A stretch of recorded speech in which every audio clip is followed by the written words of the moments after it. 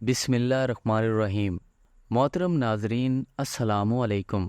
پچھلی ویڈیو میں ہم نے عرب کے اجتماعی جاہلی معاشرے کی چند جھلکیوں کا ذکر کیا تھا۔ آج کی اس ویڈیو میں ہم واقعہ فیل جس میں ہم ابرا صبا حبشی جو یمن کا گورنر تھا کو تفصیل سے بیان کریں گے۔ ناظرین، ابرا صبا حبشی جو نجاشی بادشاہ حبش کی طرف سے یمن کا گورنر تھا، جب دیکھا کہ اہل عرب خانہ کعبہ کا حج کرتے ہیں تو صنعاء میں ایک بڑا کلیسا تعمیر کیا اور چاہا کہ عرب کا حج اسی کی طرف پھیر دے۔ مگر جب اس کی خبر بنو کنانہ کے ایک آدمی کو ہوئی تو اس نے رات کے وقت کلیسا کے اندر گھس کر اس کے قبلے پر پاخانہ پوت دیا۔ ابرا کو پتہ چلا تو سخت برہم ہوا اور 60,000 کا ایک لشکر جرار لے کر کعبے کو ڈھانے کے لیے نکل کھڑا ہوا۔ اس نے اپنے لیے ایک زبردست ہاتھی بھی منتخب کیا۔ لشکر میں کل 9 یا 13 ہاتھی تھے۔ ابرا یمن سے یلغار کرتا ہوا مخمس پہنچا اور وہاں اپنے لشکر کو ترتیب دے کر اور ہاتھی کو تیار کر کے مکے میں داخلے کے لیے چل پڑا۔ جب مزدلفہ اور منی کے درمیان وادی میسر میں پہنچا تو ہاتھی بیٹھ گیا اور کعبے کی طرف بڑھنے کے لیے کسی طرح نہ اٹھا۔ اس کا رخ شمال، جنوب یا مشرق کی طرف کیا جاتا تو اٹھ کر دوڑنے لگتا، لیکن کعبے کی طرف کیا جاتا تو بیٹھا رہتا۔ اسی دوران اللہ نے چڑیوں کا ایک جھنڈ بھیج دیا جس نے لشکر پر ٹھیکری جیسے پتھر گرائے اور اللہ نے اسی سے انہیں کھائے ہوئے بھس کی طرح کر دیا۔ یہ چڑیاں ابابیل یا قمری جیسی تھیں۔ ہر چڑیا کے پاس 3 کنکریاں تھیں، ایک چونچ میں اور 2 پنجوں میں۔ کنکریاں چنے جتنی تھیں، مگر جس کو لگ جاتی تھی اس کے اوزاع کٹنا شروع ہو جاتے تھے اور وہ مر جاتا تھا۔ یہ کنکریاں ہر آدمی کو نہیں لگی تھیں، لیکن لشکر میں ایسی بھگدڑ مچی کہ ہر شخص دوسرے کو روندتا، کچلتا، گرتا پڑتا بھاگ رہا تھا۔ پھر بھاگنے والے ہر راہ پر گر رہے تھے اور ہر چشمے پر مر رہے تھے۔ ادھر ابرا پر اللہ نے ایسی آفت بھیجی کہ اس کی انگلیوں کے پور جڑ گئے اور صنعاء پہنچتے پہنچتے چوزے جیسا ہو گیا۔ پھر اس کا سینہ پھٹ گیا، دل باہر نکل آیا اور وہ مر گیا۔ ابرا کی اس حملے کے موقع پر مکہ کے باشندے جان کے خوف سے گھاٹیوں میں بکھر گئے تھے اور پہاڑ کی چوٹیوں پر جا چھپے تھے۔ جب لشکر پر عذاب نازل ہو گیا تو اطمینان سے اپنے گھروں کو پلٹ آئے۔ یہ واقعہ بیشتر اہل سیر کے بقول نبی صلی اللہ علیہ وسلم کی پیدائش سے صرف 50 یا 55 دن پہلے محرم کے مہینے میں پیش آیا تھا، لہٰذا یہ 571 کی فروری کے اواخر یا مارچ کے اوائل کا واقعہ ہے۔ یہ در حقیقت ایک تمہیدی نشانی تھی جو اللہ نے اپنے نبی اور اپنے کعبہ کے لیے ظاہر فرمائی تھی، کیونکہ آپ بیت المقدس کو دیکھیے کہ اپنے دور میں اہل اسلام کا قبلہ تھا اور وہاں کے باشندے مسلمان تھے۔ اس کے باوجود اس پر اللہ کے دشمن یعنی مشرکین کا تسلط ہو گیا، جیسا کہ بخت نصر کے حملہ 578 اور اہل روما کے قبضے سن 70 سے ظاہر ہے۔ لیکن اس کے برخلاف کعبہ پر عیسائیوں کو تسلط حاصل نہ ہو سکا، حالانکہ اس وقت یہی مسلمان تھے اور کعبے کے باشندے مشرک تھے۔ پھر یہ واقعہ ایسے حالات میں پیش آیا کہ اس کی خبر اس وقت کے متمدن دنیا کے بیشتر علاقوں یعنی روم، فارس میں آنا فانا پہنچ گئی، کیونکہ حبشہ کا رومیوں سے بڑا گہرا تعلق تھا اور دوسری طرف فارسیوں کی نظر رومیوں پر برابر رہتی تھی اور وہ رومیوں اور ان کے حلیفوں کے ساتھ پیش آنے والے واقعات کا برابر جائزہ لیتے رہتے تھے۔ یہی وجہ ہے کہ اس واقعے کے بعد اہل فارس نے نہایت تیزی سے یمن پر قبضہ کر لیا۔ اب چونکہ یہ 2 حکومتیں اس وقت متمدن دنیا کے اہم حصے کی نمائندہ تھیں، اس لیے اس واقعے کی وجہ سے دنیا کی نگاہیں خانہ کعبہ کی طرف متوجہ ہو گئیں۔ انہیں بیت اللہ کی شرف و عظمت کا ایک کھلا ہوا خدائی نشان دکھلائی پڑ گیا اور یہ بات دلوں میں اچھی طرح بیٹھ گئی کہ اس گھر کو اللہ نے تقدیس کے لیے منتخب کیا ہے، لہٰذا یہاں کی آبادی سے کسی انسان کا دعویٰ نبوت کے ساتھ اٹھنا اس واقعے کے تقاضے کے عین مطابق ہوگا اور اس خدائی حکمت کی تفسیر ہوگا جو عالم اسباب سے بالا تر طریقے پر اہل ایمان کے خلاف مشرکین کی مدد میں پوشیدہ تھی۔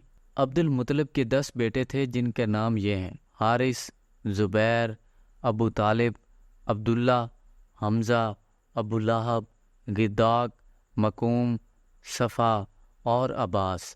بعض نے کہا ہے کہ 11 تھے، ایک کا نام قسم تھا، اور بعض اور لوگوں نے کہا ہے کہ 13 تھے، ایک کا نام عبدالکعبہ اور ایک کا نام حجل تھا، لیکن 10 کے قائلین کہتے ہیں کہ مقوم ہی کا دوسرا نام عبدالکعبہ اور غداق کا دوسرا نام حجل تھا، اور قسم نام کا کوئی شخص عبد المطلب کی اولاد میں نہ تھا۔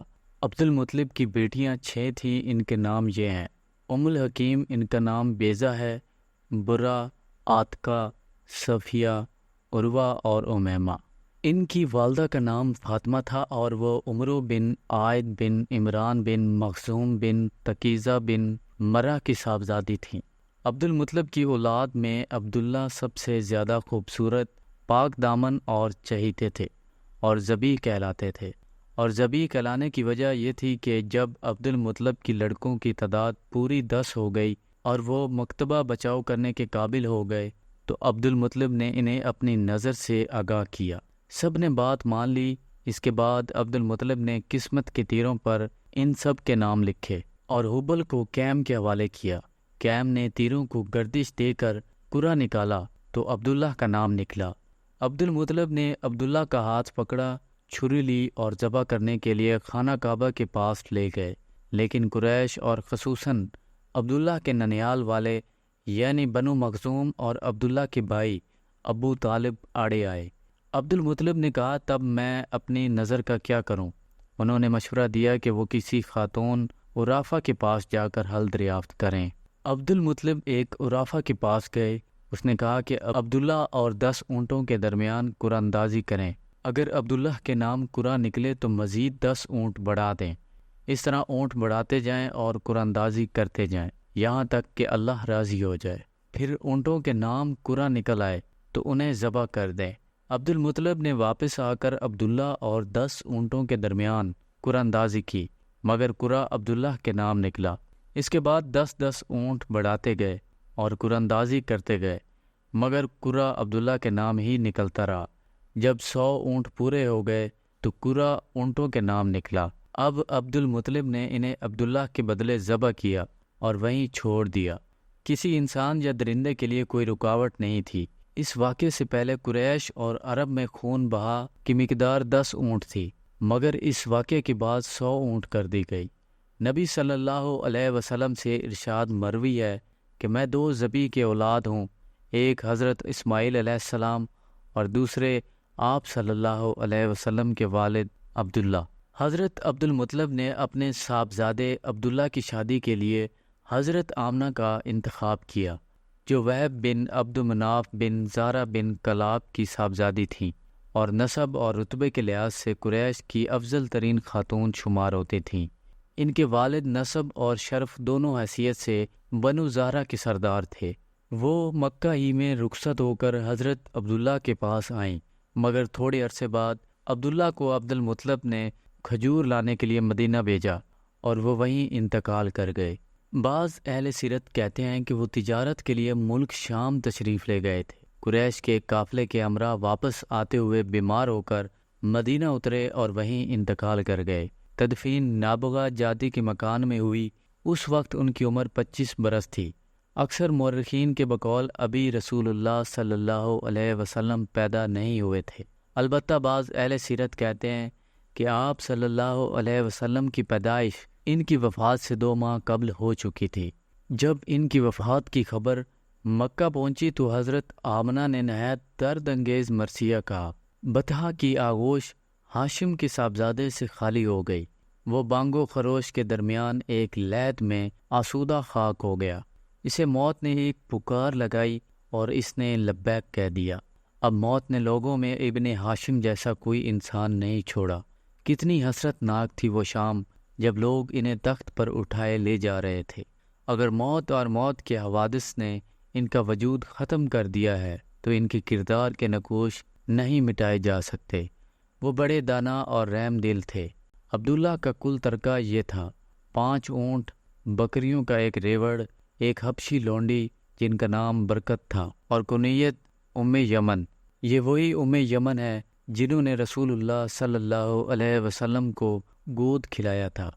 ناظرین، اگر آپ کو یہ ویڈیو اچھی لگی ہو تو میرے اس چینل کو سبسکرائب کر دیجیے گا۔